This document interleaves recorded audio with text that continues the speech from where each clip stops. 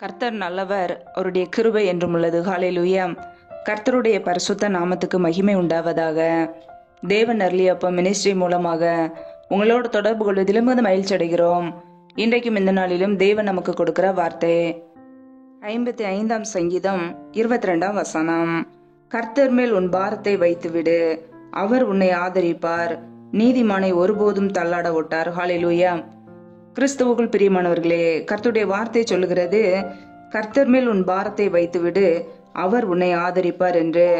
ஆம் பிரியமானவர்களே, நம்முடைய வாழ்க்கையில் உள்ள பாரத்தை, சுமையை நம் கர்த்தர் மீது வைக்கும் போது அவர் நமக்கு உதவி செய்வார். ஒருவேளை இன்றைக்கு நீங்கள் ஏதோ ஒரு பாரத்திலே, கடன் பிரச்சனையிலே அல்லது வியாதி என்கிற உபத்திரவத்திலே சோர்ந்து போய் கண்ணீரோடு இருக்கலாம். என்னுடைய பிரச்சனைக்கு ஒரு விடுதலை இல்லையா என்று சொல்லி யோசிக்கலாம். நம்முடைய வாழ்க்கையில் உள்ள பாரத்தை கர்த்தர் மீது வைக்கும் போது அவர் நம்மை ஆதரித்து விடுதலையாக்குவார், உதவி செய்வார். அவரே நமக்கு உதவி செய்கிறவர், நம்முடைய தேவைகளை சந்திக்கிறவர், நம்முடைய வாழ்க்கையில் உள்ள பிரச்சனைகளை நீக்கி நம்மை ஆசீர்வதிக்கிறவர். ஹல்லேலூயா. கர்த்தருடைய பிள்ளைகள் நம்முடைய இருதயத்தில் உள்ள பாரத்தை, சுமையை அவருடைய சமூகத்திலே அர்ப்பணிப்போம். ஒருவேளை கடன் பிரச்சனையிலே உபத்திரவத்தோடு நீங்கள் இருக்கலாம். எப்படி இந்த கடனை அடைப்பது என்று சொல்லி சோர்ந்து போய் கண்ணீரோடு இருக்கலாம். யார் நமக்கு உதவி செய்வார்கள், இந்த பிரச்சனையிலிருந்து எப்படி வெளியே வருவது என்று யோசித்துக் கொண்டு கண்ணீரோடு கலங்கி போயிருக்கலாம். நம்முடைய வாழ்க்கையில் உள்ள அந்த பாரத்தை அவருடைய சமூகத்திலே வைக்கும் போது கர்த்தர் நமக்கு உதவி செய்வார். அவர் மனிதனுடைய கண்களிலே தயவை உண்டாக்குகிறவர், நம்முடைய வாழ்க்கையிலே அற்புதத்தை செய்கிறவர், அதிசயத்தை செய்கிற தேவன். கர்த்தருடைய சமூகத்திலே அர்ப்பணிப்போம். அது எப்படிப்பட்ட பிரச்சனையாக இருக்கலாம். பிரச்சனையை நோக்கி பார்க்காமல் பிரச்சனையை நீக்குகிற கர்த்தராகிய இயேசு கிறிஸ்துவை நோக்கி பார்ப்போம். அவருடைய முகத்தை நோக்கி பார்க்கும்போது நம்முடைய வாழ்க்கையில் உள்ள எல்லா இருளான காரியங்களும் மாறி போகும். ஹல்லேலூயா. கர்த்தர் மேல் உன் பாரத்தை வைத்துவிடு, அவர் உன்னை ஆதரிப்பார் என்று வசனம் தெளிவாக சொல்கிறது. ஆம் பிரியமானவர்களே, நம்முடைய வாழ்க்கையிலே நமக்கு ஆதரவு கொடுக்கிறவர் கர்த்தராகிய இயேசு கிறிஸ்து மாத்திரமே. ஒருவேளை மனிதர்களை நம்பி நாம் ஓடி போகலாம். நம்முடைய வாழ்க்கையிலே பிரச்சனைகள் வரும்போது யாராவது நமக்கு உதவி செய்ய மாட்டார்களா என்று எதிர்பார்த்து நாம் காத்திருப்போம். ஆனால் தேவை வரும்போது, நமக்கு உதவின்னு வரும்போது மற்றவர்கள் கைவிடப்பட்ட ஒரு நிலைமையில காணப்படுவோம். மனிதர்களை நம்புவோம் என்றால் ஏமாற்றப்பட்ட ஒரு வாழ்க்கை, கண்ணீர் வாழ்க்கை, அப்படிப்பட்ட ஒரு வாழ்க்கை தான் இருக்கும். எப்பொழுதுமே நம்முடைய வாழ்க்கையிலே இயேசு கிறிஸ்துவை மாத்திரம் நம்பும் போது, அவரையே நம்முடைய நம்பிக்கையாக கொண்டு இருக்கும் போது நம்முடைய வாழ்க்கை ஆசீர்வதிக்கப்படும். ஹல்லேலூயா. மனிதர்களை நம்புவதை பார்க்கிலும் கர்த்தர் பேரில் பற்றுதலாய் இருப்பதே நலம் என்று வேதம் சொல்கிறது. பிரியமானவர்களே, இன்றைக்கு அநேகருடைய வாழ்க்கையிலே மனிதர்களை நம்பி ஏமாற்றப்பட்ட ஒரு நிலைமை, மனிதர்களை நம்பி அவர்களையே சார்ந்து வாழும்போது ஒரு கட்டத்திலே நாம் ஏமாற்றப்படும் போது நம்முடைய இருதயத்தில் அது ஒரு பாரமாக, துக்கமாக, வேதனையாக மாறிவிடுகிறது. ஆனால் நம்முடைய துக்கத்தை நீக்குகிறவர், நம்முடைய வேதனைகளை நீக்குகிறவர் கர்த்தராகிய இயேசு கிறிஸ்து மாத்திரமே.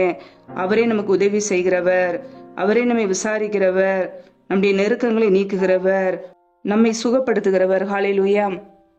கர்த்தருடைய பிள்ளைகள் ஒவ்வொரு நாளும் நம்முடைய வாழ்க்கையில் உள்ள பிரச்சனையை பார்க்காமல் பிரச்சனையை நீக்குகிற கர்த்தரையே சார்ந்து கொள்வோம். நம்முடைய தேவைகள் எப்படி சந்திக்கப்படும், அல்லது நம்முடைய பிள்ளைகளுடைய படிப்பு காரியங்களா இருக்கலாம், அல்லது பிள்ளைகளுடைய எதிர்காலமா இருக்கலாம், திருமண காரியங்களா இருக்கலாம், எல்லாவற்றையும் அவருடைய சமூகத்துல வைத்து விடுவோம். ஒவ்வொன்றாக நம்முடைய பிரச்சனைகளை யோசித்து நாம் கலக்கத்தோடு கண்ணீரோடு இருப்போம் என்றால் கர்த்தரை துதிக்க முடியாது. ஏனென்றால் சத்ருவானவன் நம் கவலையோடு இருக்க வேண்டும் என்று ஏதாவது ஒரு பிரச்சனைகளை கொண்டு வருவான், பயத்தை கொண்டு வருவான். நாம் பயத்துக்கு இடம் கொடுக்காமல், சத்ருவுக்கு இடம் கொடுக்காமல் கர்த்தரை துதிக்க பழகி கொள்ள வேண்டும். ஹல்லேலூயா. அவர் நம்மை துதிப்பதற்காகவே ஏற்படுத்தி இருக்கிறார். ஒவ்வொரு நாளும் கர்த்தருடைய பிள்ளைகள் கவலைகளை மறந்து பாரத்தை அவருடைய சமூகத்துல வைத்துவிட்டு கர்த்தருடைய வார்த்தைகளை தியானிப்போம், அவரை துதிப்போம். அதற்கென்றே நம்மை அவர் தெரிந்து கொண்டார். ஹல்லேலூயா. நீதிமானை ஒருபோதும் அவர் தள்ளாட ஒட்டார் என்று வசனத்திலே நாம் வாசிக்கிறோம். பிரியமானவர்களே, நீதிமானை அவர் ஒருபோதும் தள்ளாட ஒட்டார். நம்முடைய வாழ்க்கையிலே நாம் எப்பொழுது இயேசு கிறிஸ்துவை ஏற்றுக்கொண்டோமோ, அவருடைய இரத்தத்தினால் நாம் கழுவப்பட்டோமோ, அவர் நம்மை நீதிமான்களை மாற்றி இருக்கிறார். அவருடைய பிள்ளைகளை அவர் ஒருபோதும் கைவிடுவதில்லை.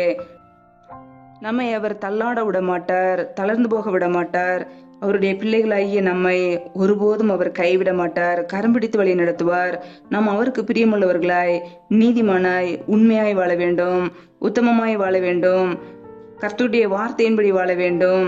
துன்மார்க்கமான காரியங்களுக்கு விலகி, தேவையில்லாத காரியங்களுக்கு விலகி, பாவ பழக்கங்களுக்கு விலகி நம்முடைய வாழ்க்கையிலே நீதிமானாய் வாழும்போது கர்த்தர் நிச்சயமாய் நமக்கு உதவி செய்வார். ஹல்லேலூயா. நம்முடைய தேவைகளை சந்திப்பார். நாளை தினத்தை குறித்து கவலைப்படாதிருங்கள் என்று சொன்னவர், ஒவ்வொரு நாளும் நம்முடைய தேவைகளை சந்திக்கிறவர், நம்மை போஷிக்கிற தேவன், நம்மை உடுத்துவிக்கிறவர், அவரே நமக்கு அடைக்கலமாய் இருக்கிறார். எந்த பிரச்சனைகள், போராட்டங்கள், நெருக்கங்கள் வந்தாலும் அவைகள் எல்லாவற்றிலிருந்து விடுவித்து நம்மை பாதுகாக்கிற தேவன். ஹல்லேலூயா. கர்த்தருடைய பிள்ளைகள் சோர்ந்து போகாமல் அவரையே சார்ந்து வாழ்வோம். நம்முடைய சுமையை, பாரத்தை, பிரச்சனைகளை அவருடைய சமூகத்திலே அர்ப்பணித்து விடுவோம். கர்த்தருடைய சமூகத்திலே வைத்துவிட்டு நல்ல பங்கை தெரிந்து கொள்வோம். அவருடைய வார்த்தைகளை வாசிக்கவும் தியானிக்கவும் கற்றுக்கொள்வோம்.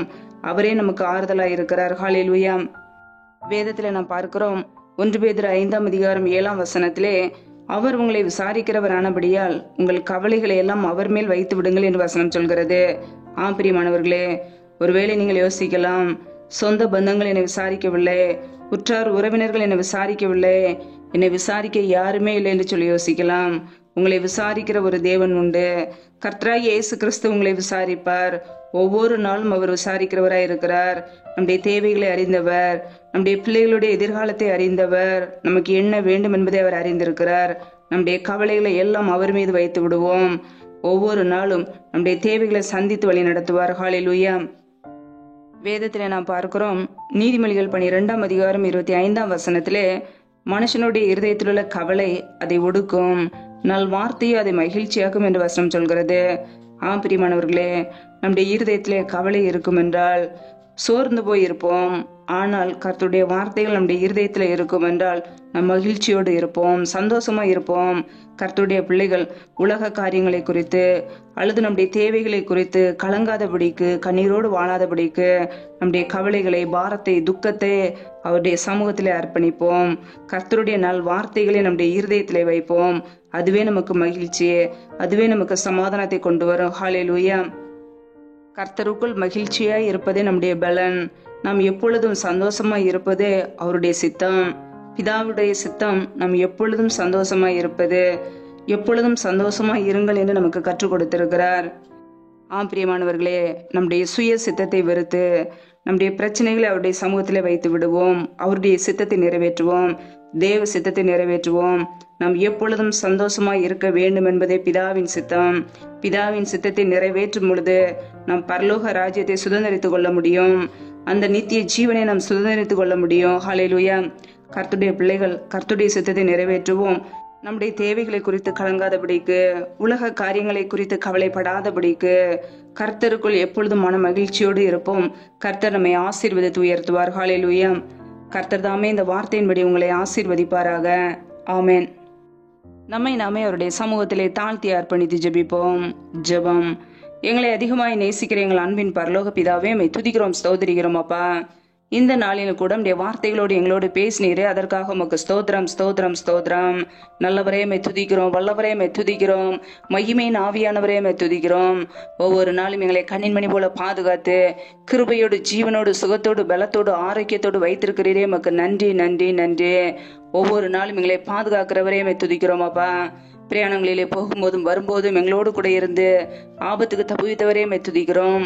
எங்களுடைய தேவைகளை சந்தித்து ஒவ்வொரு நாளும் எங்களை நடத்துகிறவரே மை துதிக்கிறோம். அப்பா, ஒவ்வொரு நாளும் உண்ணவும் உடுக்கவும் தங்குவதற்கு இடமும் கொடுத்து எங்களை பாதுகாக்கிறவரே மை துதிக்கிறோம். ஒவ்வொரு பிள்ளைகளையும் உடைய கரங்களிலே அர்ப்பணிக்கிறோம். அப்பா, இணைந்திருக்கிற ஒவ்வொரு குடும்பங்களையும் என் தேவன் ஆசீர்வதிப்பீராக, பலப்படுத்துவீராக, உடைய நன்மையினால் நிரப்புங்கப்பா. பிள்ளைகள் செய்கின்ற வேலைகள், தொழில்கள், வியாபாரங்கள் எல்லாவற்றையும் ஆசீர்வதிங்கப்பா. என்னென்ன வேலைகள் செய்கிறார்களோ எல்லாவற்றிலும் கையின் பிரயாசங்களை வர்த்திக்க பண்ணுங்க, பெருக பண்ணுங்க. கையின் பிரயாசங்கள் தேவையில்லா செலவுக்கோ, வீண் செலவுக்கோ, மருத்துவ செலவுக்கோ, வடிகும் சொல்லி போகாதபடிக்கு என் தேவன் ஆசீர்வதிப்பீராக, என் தேவன் பெருக பண்ணுவீராக. பிள்ளைகள் நினைக்கிறதுக்கும் வேண்டிக் கொள்கிறதுக்கும் மேலான நன்மைகளையும் ஆசீர்வாதங்களையும் கொடுங்கப்பா. உடைய கரங்களிலே தாழ்த்தி அர்ப்பணிக்கிறோம். எந்தெந்த குடும்பங்களிலெல்லாம் வேலைக்காக பல மாதங்களாக கண்ணீரோடு பாரத்தோடு ஜெபிக்கிறார்களோ, பிள்ளைகள் படிப்புக்கேற்ற நல்ல வேலைகளை ஏற்படுத்தி கொடுப்பீராக. வேலை காரியங்களில் இருக்கிற தடைகளை முற்றிலுமாக நீக்கி போடுவீராக. இயேசு கிறிஸ்துவின் வல்லமையில நாமத்தினாலே தடைகள் முற்றிலுமாக நீக்கப்பட்டு போவதாக. ரியா கபோர சந்த ரதன ஹதரபலா ரீபா கபா ரஷேதேனே மாக்காரதரபலா. தடைகள் விலகுவதாக இயேசு கிறிஸ்துவின் நாமத்தினாலே. ரீ கபோர ஷேகே லேகே தேனே மகாதரபா ரியா கபோர ஷாத நகதரபா. என் தேவன் அற்புதத்தையும் அதிசயத்தையும் செய்கிறவர். பிள்ளைகள் வாழ்க்கையில் இருக்கிற தடைகளை நீக்கி ஆசீர்வதிங்கப்பா. பிள்ளைகள் படிப்புக்கு ஏற்ற நல்ல வேலைகளை ஏற்படுத்தி கொடுங்க. நம்முடைய கரங்களிலே தாழ்த்தி அர்ப்பணிக்கிறோம். எந்தெந்த குடும்பங்களிலெல்லாம் திக்கற்ற பிள்ளைகளாய் தனிமையோடு வாழ்கிறார்களோ, கணவரால் கைவிடப்பட்ட ஒரு சூழ்நிலையிலே யாருமே இல்லாதபடிக்கு வாழ்கிறார்களோ, என் தேவன் அவர்களுக்கு உதவி செய்யுங்கப்பா. திக்கற்ற பிள்ளைகளுக்கு நேரே சகாயர். பிள்ளைகளுடைய தேவையில சந்திங்க, மன விருப்பங்களை நிறைவேற்றுங்க.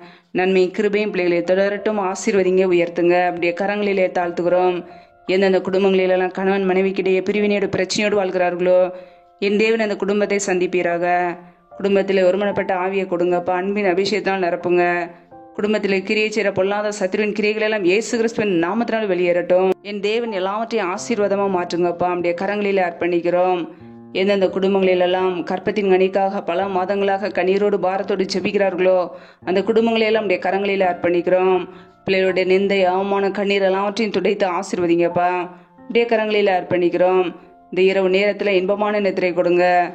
சத்துரு கொண்டு இருக்கிற போராட்டங்கள், பிரச்சனைகள், தீமைகள், மரண பயங்கள், இருளின் அதிகாரங்கள், ஆபத்துகள், நாசமோசங்கள், விக்னங்கள் எல்லாவற்றுக்கும் விலைக்கு எங்களை பாதுகாத்துக் கொள்ளுங்க. இப்படியே ரத்த கோட்டைகளை அர்ப்பணிக்கிறோம். இணைந்திருக்கிற ஒவ்வொரு குடும்பங்களையும் இயேசு கிறிஸ்துவின் ரத்தத்துக்குள்ள அர்ப்பணித்து ஜெபிக்கிறோம். எங்களை பாதுகாத்துக் கொள்ளுங்க, ஆசீர்வதிங்க. இப்படியே கிருபைக்குள்ள நம்முடைய மகிமைக்குள்ள அர்ப்பணிக்கிறோம். எல்லா துதி கன மகிமை எல்லாமும் ஒருவருக்கே செலுத்துகிறோம். இயேசு கிறிஸ்துவின் மூலம் ஜெபிக்கிறோம் எங்கள் ஜீவனுள்ள நல்ல பிதாவே, ஆமேன். கர்த்தர் தாமே உங்களையும் உங்கள் குடும்பங்களையும் ஆசீர்வதிப்பாராக. ஆமேன். Thanks for watching. Please subscribe our channel. Click the like and share. Click the bell. God bless you.